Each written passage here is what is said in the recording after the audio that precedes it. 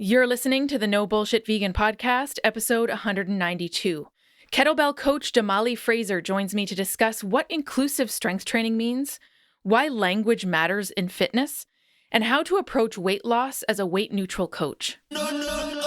Welcome to the No Bullshit Vegan Podcast, myth-busting and evidence-based advice to help you kick butt with your health and fitness on a vegan diet. Here's your host, Karina Inkster. Hey, welcome to the show. I'm Karina, your go-to no BS vegan fitness and nutrition coach. Thanks for tuning in today.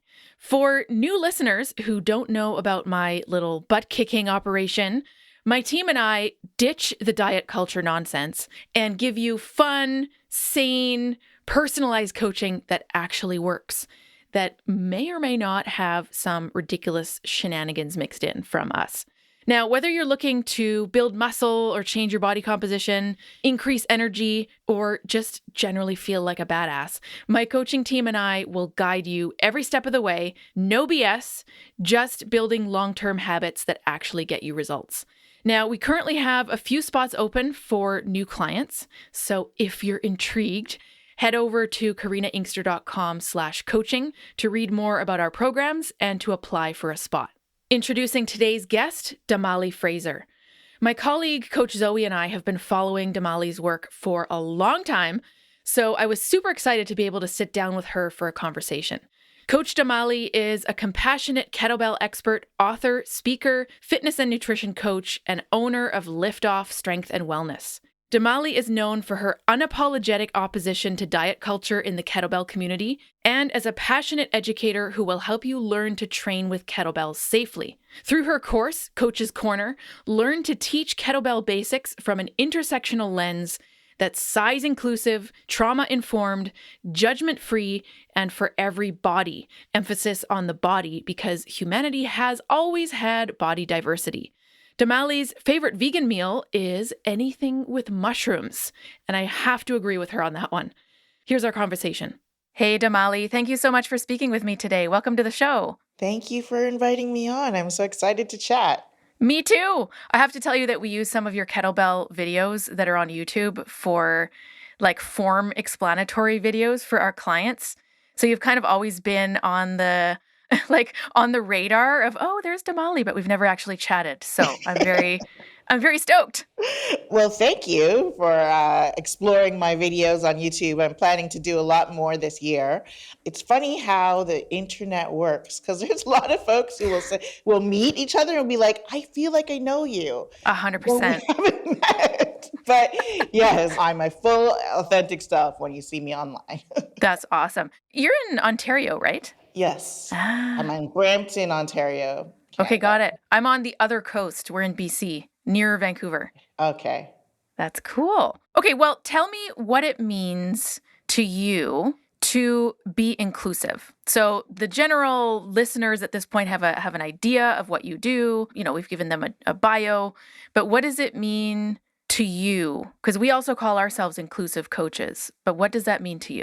It's a good question because I think that's kind of the meat of really digging into what your inclusivity means is asking the question of who is really included when you think of inclusivity. So I take an intersectional approach to my teaching. So I really am looking at inclusivity from a sense of belonging for people who come from all different walks of life, whether they're from different races, sexual orientation, cultural upbringing, religion, chronically ill, disabled. So I'm looking at people's experience and their experience being their expertise and trying to include that in my perspective of coaching.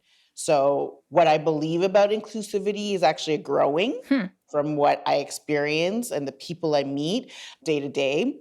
But it really means being open to knowing that I just don't know what I don't know and that there's like a full spectrum of people in this world. And my job is to make sure that each kind of person feels welcome. Mm-hmm. Love that. Okay, so this is going to converge. Okay, so I want to ask you about kettlebells first and then inclusive kettlebell training. Okay. So why kettlebells? You know that big ball of metal? For whether it's kettlebell, kettlebell, however you're calling it, there's something that happened when I first swung that big ball of metal. So I am a kettlebell coach in Canada, but I started kettlebells from a passion for Muay Thai. So for folks who don't know, Muay Thai is Thai kickboxing. In Thailand, I was a competitive amateur fighter for 3 years until my first major sports injury. And I didn't start kickboxing and practicing Muay Thai until I was 32, 30. So I would say like I was considered an elder already, elder athlete, and that's a different conversation in inclusivity, right? But yeah, I was considered an older athlete, and I was looking for functional strength training. I'd say I was a power fighter, and so my coach brought me in to do like be a background exerciser, I guess, back in a workout video for kettlebells for fighters. Oh, interesting. And that was my first experience like touching a kettlebell. And I was like, yeah, this is good to go. So that exploration of power, the dynamic fluid motion, but all over just like connectedness that I felt really resonated with me. So I fell in love with the kettlebell quite seriously. Started doing like 1,000 swings a day, something I don't know why, but yeah, I definitely why fell in not? love. Yes, the things we do. But yeah, I fell in love with kettlebells themselves, found them to be just so effective as, again, a quote unquote elder athlete. But I could do like a full body training in 15, 20 minutes. And when you're a competitive fighter, your training regimen can be like twice a day, an hour and a half, 2 hours easily between pad work, bag work, run, and sparring. So to get that strength component, I really wanted it to be easy. That's not to say that this is not intense and challenging, but just I could add it in very, very easily. Yeah. Logistically, it's easy. Yes. Yeah. You don't need a lot of equipment either. Exactly. Minimal equipment. I can do it anywhere. So I could take it to the park. I'm running hills. I bring my kettlebell. I come down the hill. I'm straight to my work. Like that kind of efficiency really appealed to me at those athlete days. Well, I can relate. I mean, I've got a full gym with a squat rack and dumbbells and whatnot, but the kettlebells, they just, they're hanging out. I'm always gravitating towards them, learning new things. I was training for the Iron Maiden challenge, which for listeners who don't know, it's a strict pull-up, weighted though with a kettlebell. Yes. It's a one-arm overhead press and a pistol squat. Yes. For women, all with a 24 kilo or 53 pound bell. So I was doing that for a while with a coach.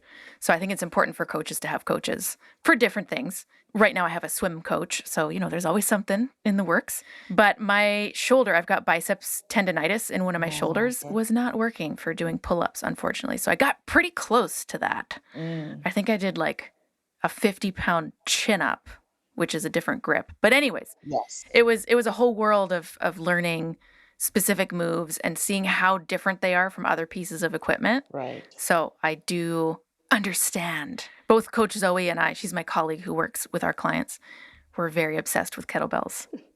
Well, I'll share the love any day. And definitely when it comes to that kind of a challenge, that's kind of a strength challenge, it can be a great external motivator and focus for you.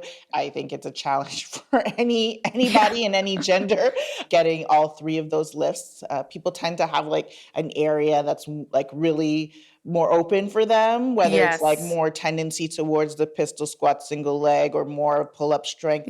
But getting all three is really quite a feat of strength. So totally. I hope you get an opportunity to keep working in your capacity towards your goal. I love to see it. My hips don't quite like that pistol. So yeah, I understand. I understand. Yeah, I mean, it's a bucket list item. It's kind of like a wish list. Mm, I'm not obsessively training for it, which yeah. you kind of have to do if you want to do it. Mm. So, anyways, we'll see. Never say never. Yeah, I think, well, thinking about it from that inclusive lens, I think you can unwrap that or kind of reframe it and achieve any of those things at any time. You don't necessarily have to do all three. Maybe if you Yeah, are someone who wants to like pick a goal, maybe you just pick the pull up or you just pick the pistol. You just totally. pick your press for that time and work towards that. And you are still fantastic. Well, this is what I wanted to get to is okay, so inclusive fitness, kettlebell interest. Now let's connect them. So, what does inclusive kettlebell training look like? And so your whole concept is making kettlebell training accessible to everybody and every body. Yes, yes. How does that look? You know, I fell in love with kettlebells and I'll say not everything is for everybody. So I Okay. know for sure that you might say, "Oh, I love horseback riding," and that might not be for everyone. But I do think that there is a type of accessibility that we can create with kettlebell because of its unique shape, because of its portability, because of the need to maintain and continue building muscle mass as we age. So, finding ways to build resistance training into our lifestyles. What I experienced as I started navigating the world of kettlebell training was a very single lane of work and a single lane of types of coaches. And I really came to feel like, well, what about the elderly? Mhm. What about the chronically ill?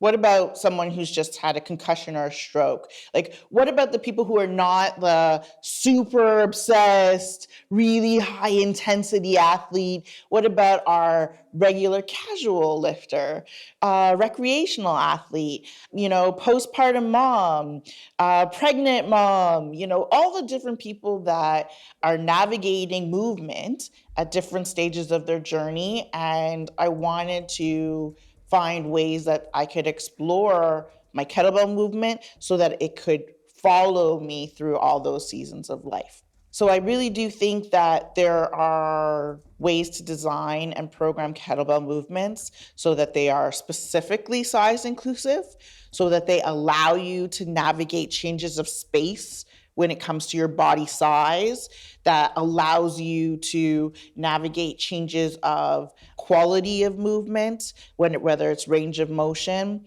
whether that's pain or injury, illness. When we look at kettlebells, we can open up a different scale of movements. And that's really what brings it into the inclusive space. So it's not going to be 100 snatches in 5 minutes for everyone. It's Mhm. not going to be 24 kgs on a pistol squat and a pull up for everyone. So, what does that entry level look like for, say, a youth, 10-year-old? What does that look like for a 70-year-old? Where do we see kettlebells meeting people where they're at versus us forcing them to stick into a certain standard? That makes sense. So, how does that play out with your clients? So, you work with folks in a gym setting, all different types of backgrounds. Mm. Lift off strength and wellness. That's your business, right? Yes, that's my business. Yeah. So, how does that look? Like, let's say someone comes in and has never touched a kettlebell before, but they're intrigued. They know that you're an expert in it, but also providing an inclusive space. Mm. Where does someone start? So I like to bring out props. And I like to talk a lot about how we can incorporate props at all stages of our exercise experience and ability. And one of the ways that helps us is to be able to create alignment with our body and check in with our body every day to that same alignment. So when I'm looking at starting with someone brand new, and I usually say like, "Are you kettlebell curious?" Just a little kettlebell curious. Yeah, that's good.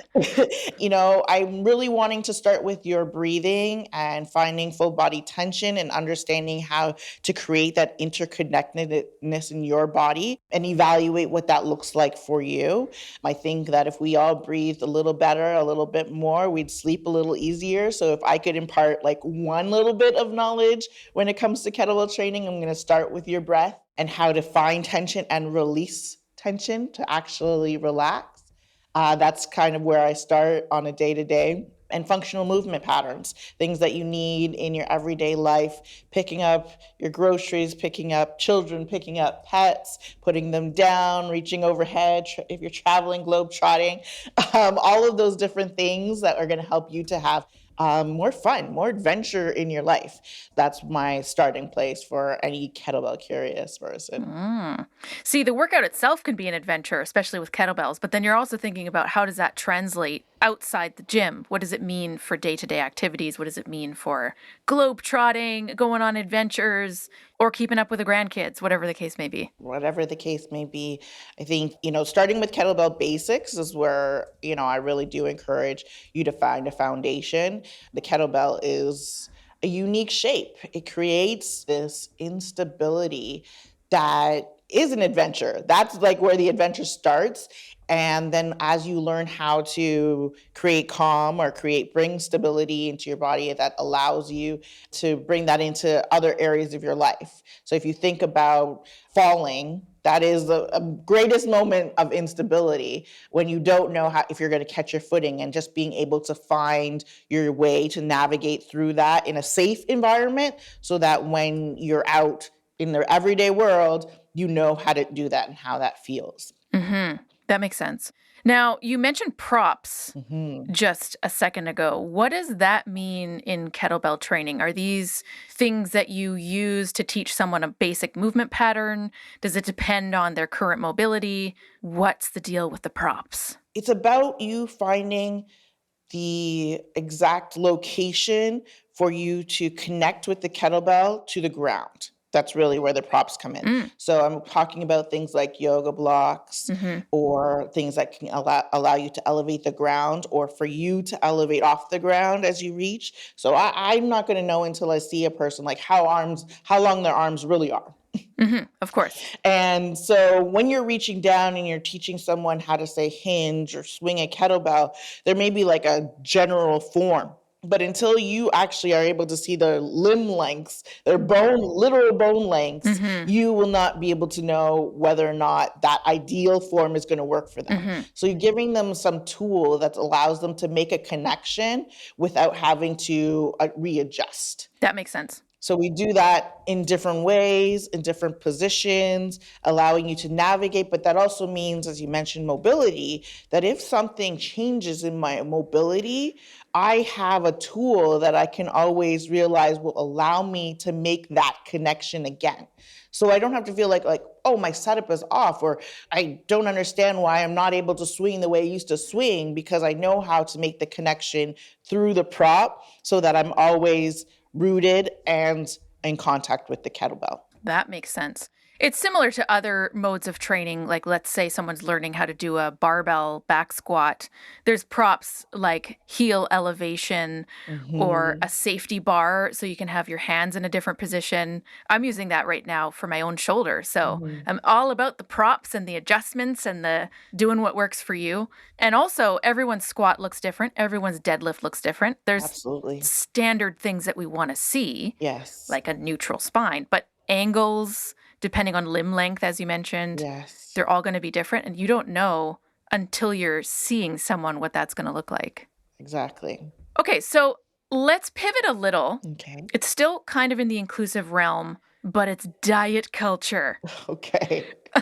We could do a whole... Oh my word. God, I know. We could do a whole episode that's just on diet culture. Yes. You're known to be like, sticking the pins in diet culture and being very outspoken. And I love that. I think we need more of that from professionals in the field. Sometimes I feel like, what's the point of being in the fitness industry? It's so toxic. folks will talk about the fitness industrial complex, like the Fitness for All Bodies team. Yeah. But then I also think, what about chipping away at the bullshit from inside? It feels like this giant mountain, and I feel like I'm just chipping tiny little pieces away of it. But that's kind of where I'm coming from. My view of diet culture is that it puts weight loss at the forefront. So this is valuing weight loss above mental health, physical health, anything else, right? And it basically tells us that there's something wrong with us, and wrong is in huge quotes. Like there's something wrong with our bodies if we're not fitting this ideal of leanness or thinness or whatever.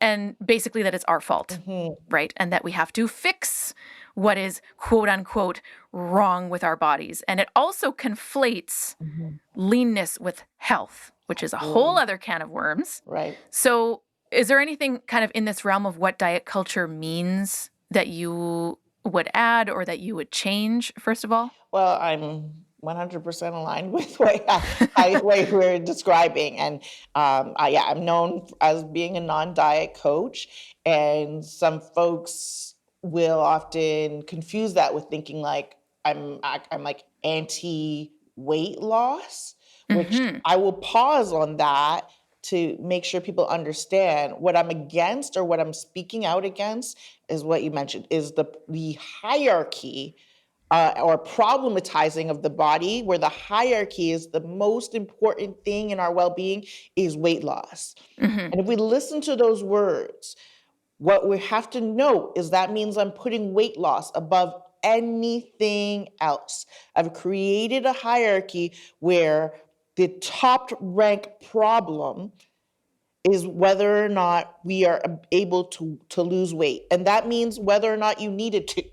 And that's where the harm can come from. That's where we can find a lot of harm in culture when our soul being and our soul motivation is focused on losing weight. And that's not to say that there's not reasons. And I believe in body autonomy. So I believe people can choose what they want to do. I believe in body recomposition. I was a Muay Thai fighter. Like if you have to stay in weight for your sport, whether you choose to have bolder shoulders, like I believe you can do anything you want to do with your body. What I won't do is use it in marketing or use it in a state where I prioritize weight loss as being the most meaningful thing in our well-being or our collective humanity.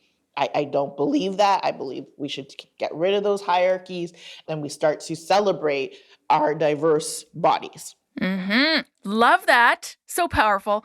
We're the same. We don't use, I hate even calling them before and after photos, transformation photos. All the terms are horrible. Yeah. But we don't use photos of physiques anywhere in our marketing for that exact reason. You know, a lot of people will think, well, fitness businesses, that's the bread and butter of your marketing, is people want to see that they're going to make physique changes.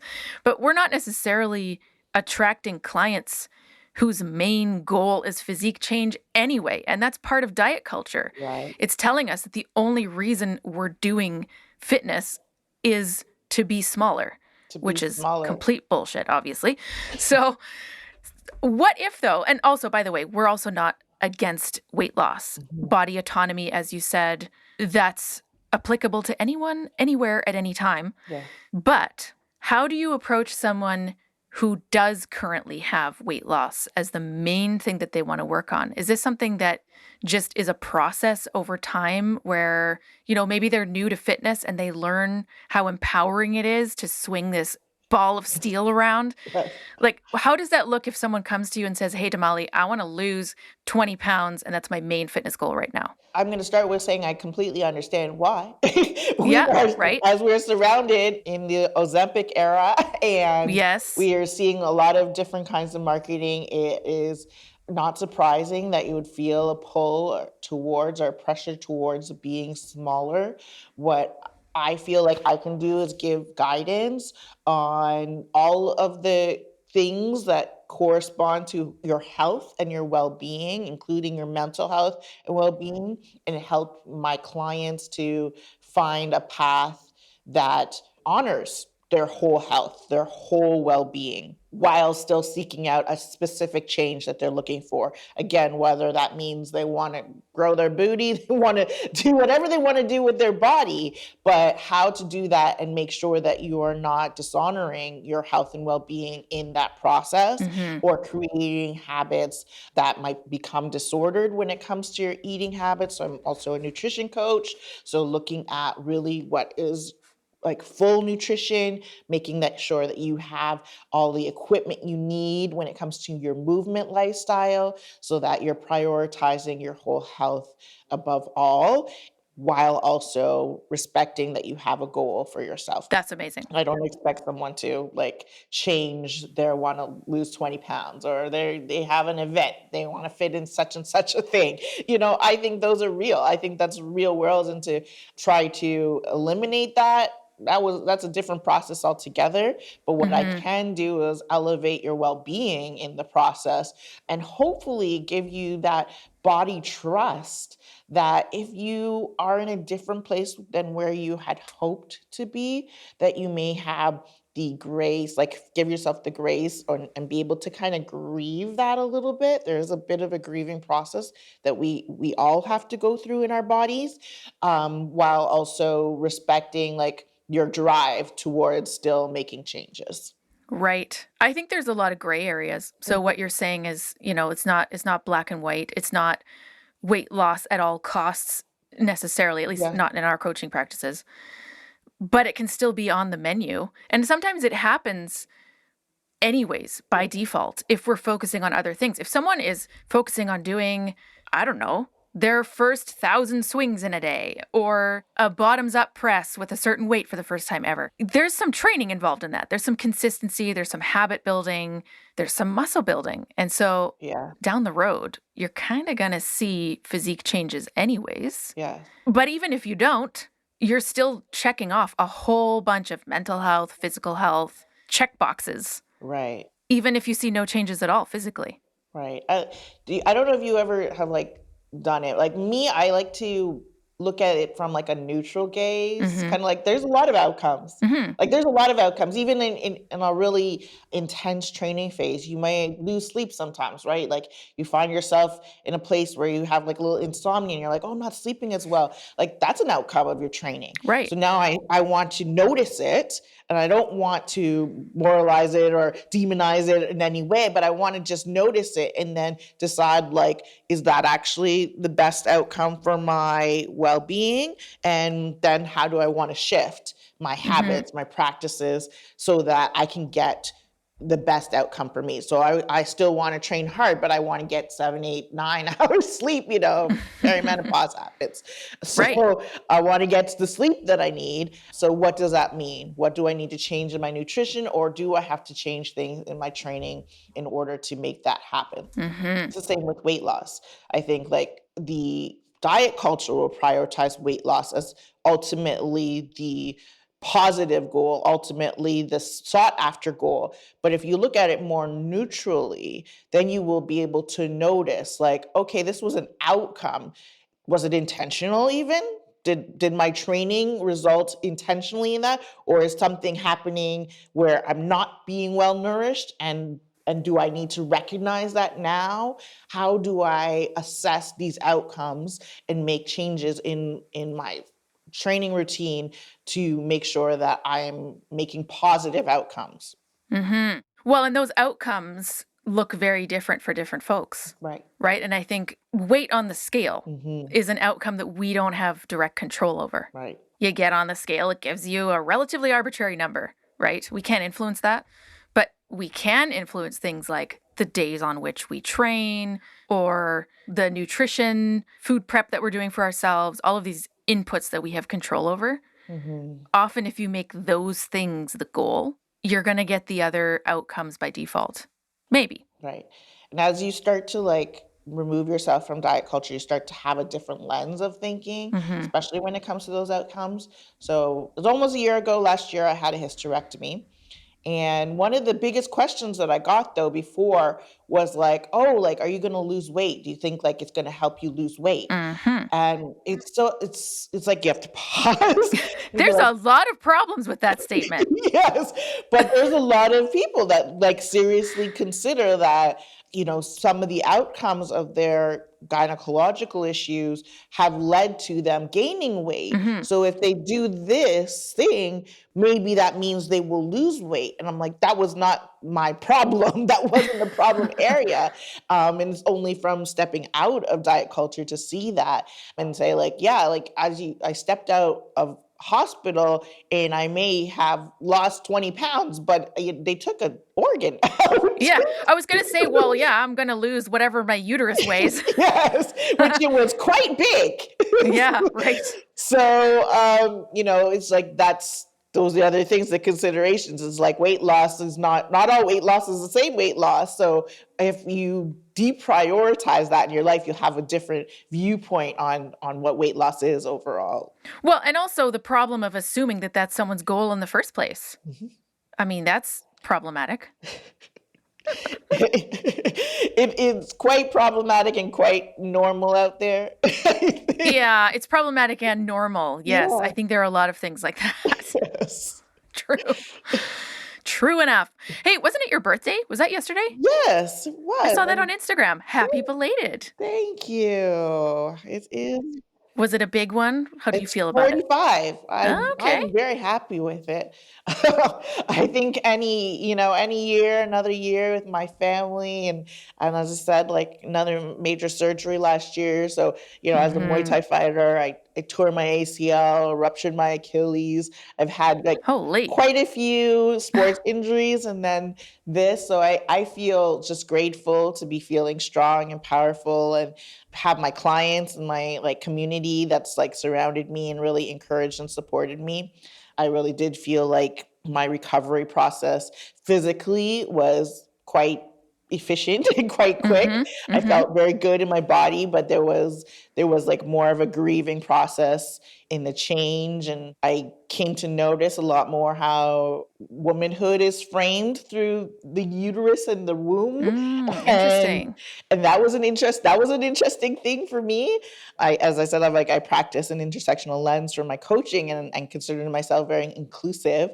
But those are, again, like moments when you realize like how much more of the world is still has one perspective. Like, no, I'm a woman. I don't have a uterus, but I am a woman. So, those kind of things. Well, that's interesting. Was that kind of an external like realization from feedback you're getting, or was that a more internal, hey, I don't have a uterus anymore. What does that mean for me? Both. I think that I didn't maybe notice those kinds of comments or those kinds of sentiments, like, protect your womb or something like that. And then it came to that realization for me. It was like, oh, I don't have that. And what has that experience been like for other folks who've had to be in these spaces and those statements? So when I'm teaching kettlebells, I take those things into the process with me. That's why I talk about like language and words matter, because how we describe cues and how we describe experiences come from all these spaces. So if you were not even realizing how you were framing an experience through somebody having a uterus or not, then come to realize that like, I don't have a uterus. So, what does that mean? And how can you reframe how you speak or how you talk based on that knowledge and those experiences? That's a good point. Even just to your point of language matters. I don't know why, but I've always hated the word womb. I have a uterus, but the womb just kind of implies childbearing. I'm child-free by choice. So that has no meaning to me, and it almost feels negative somehow. I don't know why. Maybe it's just because it's associated with some woo stuff that I'm not into. But well, that's exactly where it came from. It's like I was like, oh, I didn't hear it before. Like that's what I was saying. I didn't hear it before. How often like the womb nature was being discussed or it like around and maybe like I do have two children. Maybe I didn't process it from that perspective. Mm-hmm. But in that moment, in this past year, having that experience, having heard it, I was like, this is another thing for me to consider in what I call my coach's manual. My inclusive coach's manual has Mm-hmm. me reassessing and reframing and making those considerations and saying, consider this, like how this made you feel, how you experienced this, how natural it was for those folks in their Mm-hmm. everyday, and how can I take that into my coaching practice to make sure that I can create belonging for folks like yourself who are child-free by choice, folks like myself who had their uterus removed for whatever the reason was, whether it's cancer, whether it's like so many different things. Mm-hmm. And how does that create a more welcoming environment in my fitness spaces? Absolutely. Language matters in terms of like what you call groups of people as well, right? Mm-hmm. I'll always remember just this past season, I run an open water swim club with a friend of mine. And so we're out there all summer. It's very seasonal over here. It's like 3 months of the year that we can swim outside in the ocean and the lakes and stuff. And there's just assumptions being made, right? It's a group of people. Some dude comes along and says, "Hi, ladies." Well, we don't all identify as ladies. Right. There's at least 2 non-binary folks in that group. Right. So, that doesn't make them feel welcome. Right. So language does matter. I think a lot of people feel like it's just nitpicky or it's not important, but it's huge. Right. And it's worth having a conversation about in fitness. Yes. In fitness, we are dealing with people. We are dealing with our whole human experience in our bodies. And what is not often discussed in training, it's again, diet culture, prioritizing how we can help people to lose weight versus discussing how can we make sure we address language. Language changes too. Language changes with generations. So how can we continue to discuss how we use language to make the fitness space a more inclusive one and more welcoming one for all bodies? 100%.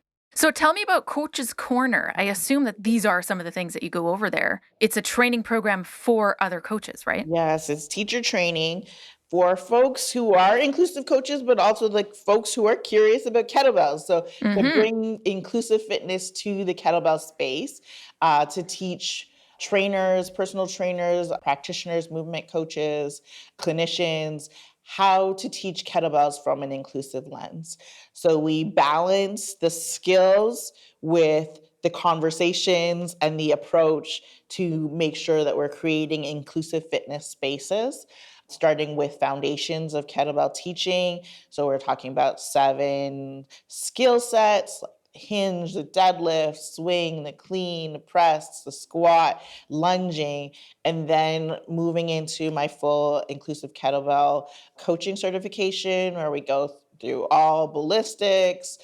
We talk about exploring kettlebell training types like juggling, kettlebell flow, kettlebell sport, and what the differences are in all these training types, because again, no hierarchies. So That's we right. try to make sure we understand that there's not just one way to move with a kettlebell. There's so many ways, and different styles meet you at different places in your body. So is this in person or is it available online as well? Online. So I do all these classes are online, Fantastic. although you get live coaching. So once a week we do live group training, and I personally do homework feedback for everyone. So you submit videos. I'm going to do movement assessment. We're going to be working together throughout the whole 8 weeks or 6 months of the programs. It helps you because we are in a digital world. So Yes, you it's will true. have opportunity to teach in person, and you'll have guidance that you can use for in-person training, but it's going to give you a lot of specifics on how to do online training, how to look at angles. Like if you're only seeing a person from these angles, what do you need to do in order to give like effective coaching and cues that are going to be verbal or demonstration cues, and understanding people have different learning styles. So we do all of that at Coach's Corner. That's amazing. That's something I would love to do actually, because as mentioned, Coach Zoe and I both are obsessed with kettlebells and teaching them to our clients who are all online. We have hardly any clients who are even in Canada. Okay. So most of them are in the States or in Europe Yeah. and Australia. We've got a couple. Coach Zoe did foundations already. She Shout did out Coach already, right? Of Zoe. course. I forgot. She says hi, by the way.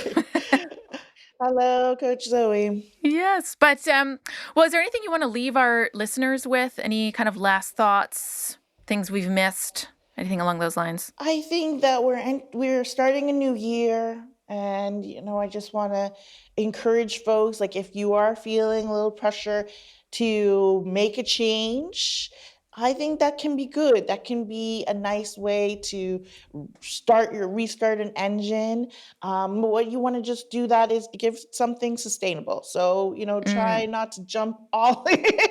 Yes. Try to give yourself the time and space to truly explore so that it can become a part of your lifestyle, a part of your joy and your pleasure in your life, not just a crash and burn. As that's all the words we hear, right? Burn calories Mm-hmm. and no pain, no gain. Like, how about we have some joy in our movement? How about we have some intense exploration and curiosity and a little more adventure? So if you're feeling that, just ease into it, take it one step at a time, find a coach. Mm-hmm. I agree with you 100%. I think we need coaches, we need mentors in multiple facets of our lives. So try to get yourself a coach that can give you some guidance and, take it one day at a time. Amazing. Well, so great to connect with you. Thank you so much for coming on the show. Thank you again for inviting me. It was so nice to virtually meet you.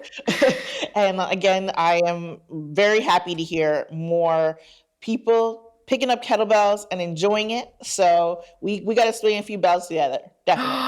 I would love that. Let's do it. Thanks so much, Damali. Thank you.